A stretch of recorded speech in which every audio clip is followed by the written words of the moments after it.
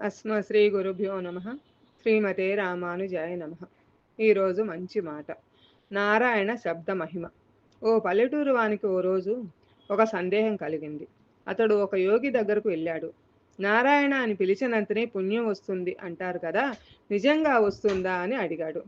అతడి ఈ ప్రశ్నను వైకుంఠంలోని నారదుడు విన్నాడు. యోగి దగ్గరకు సన్యాసిగా వచ్చి ఈ ప్రశ్నకు నేను జవాబు చెప్తాను అన్నాడు. యోగి చిరునవ్వుతో, అంతకన్నా కావలసింది ఏముంది స్వామి అన్నాడు. ఓ జానపదుడా, ఇదిగో ఈ నీకు కనిపించే ఈ చీమ చెవి దగ్గర ఓం నమో నారాయణాయ అని పలుకు అని చెప్పాడు. చీమ చెప్తుందా అన్నాడు జానపదుడు. ముందైతే చెప్పింది చెయ్యి అన్నాడు సన్యాసి. జానపదుడు అట్లాగే చేశాడు. చీమ కాస్త ప్రాణాలు కోల్పోయింది. రామరామ, ఎంత ఘోరం, జానపదుడు అనుకున్నాడు.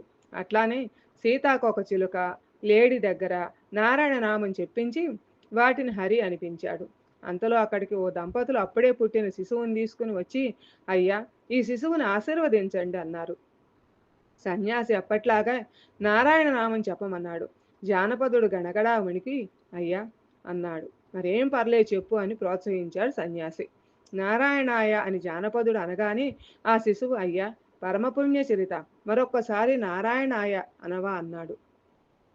ఇదేమి చిత్రం అని చూస్తుంటే ఆ శిశువు ఇలా చెప్పాడు. అయ్యా, చీమ నుండి సీతాకోక చిలుకగా, దాని నుండి లేడిగా, అలా ఇప్పటిదాకా ఆ నారాయణ నామం చెబితేనే నేను మనిషిగా మారాను. మరి ఇప్పుడు మరోసారి నారాయణ నామం వింటే నేను దివ్య పురుషునిగా మారిపోతాను కదా, సందేహం ఎందుకు అన్నాడు. నారాయణ శబ్దంలోని మహిమ తెలుసుకున్న జానపదుడు అక్కడ నుంచి ఆగకుండా నారాయణ నామాన్ని జపిస్తూ కదిలాడు. అంత మహిమ కలిగిన నారాయణ నామాన్ని అందరము జపించి తరిద్దాము. లోకా సమస్త సుఖినో భవంతు. సర్వే జన సుఖినో భవంతు.